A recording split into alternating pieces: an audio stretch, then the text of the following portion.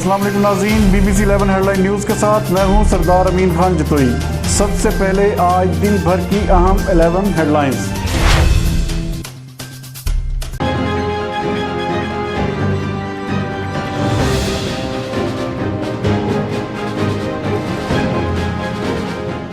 लाहौर में वकला का पंजाब इंस्टीट्यूट ऑफ कार्डियोलॉजी अस्पताल पर धावा। तिब्बी इमदाद न मिलने पर 6 मरीज जाँ बहक। आसफ अली जरदारी की तिब्बी बुनियादों पर जमानत मंजूर, रिहाई का हुक्म दे दिया गया। PIC वाकया के जिम्मेदारों के खिलाफ सख्त कार्रवाई होगी, वजीर दाखिला ब्रिगेडियर रिटायर्ड एजाज शाह।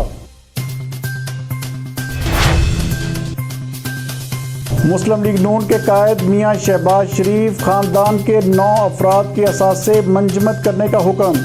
एहतसाब अदालत ने फैसला जारी कर दिया।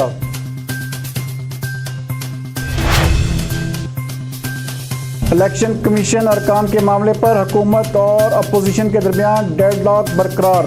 पंजाब हुकूमत का कहना है कि PIC हमला में मुलव्वस कानून हाथ में लेने वाले वकला को किसी सूरत में नहीं बख्शेंगे।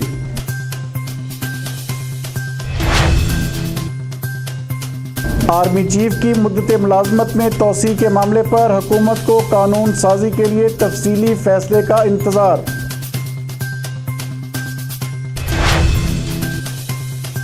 सूबाई वजीर इत्तलात पंजाब फयाजुल हसन चौहान पर हमला करने वाला मुस्लिम लीग नून का कारकुन निकला। फयाजुल हसन चौहान का कहना है कि मेरे बाल नोचने वाला वकील मुस्लिम लीग नून का कारकुन है।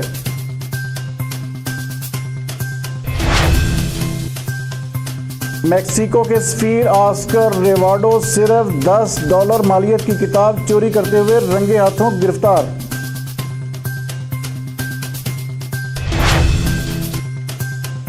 टीवी, फिल्म और अदाकारी के मैदान में कामयाबी के झंडे गाड़ने वाले फहद मुस्तफ़ा का कहना है कि शोबिज़ इंडस्ट्री के लोग मुझसे नफरत करते हैं।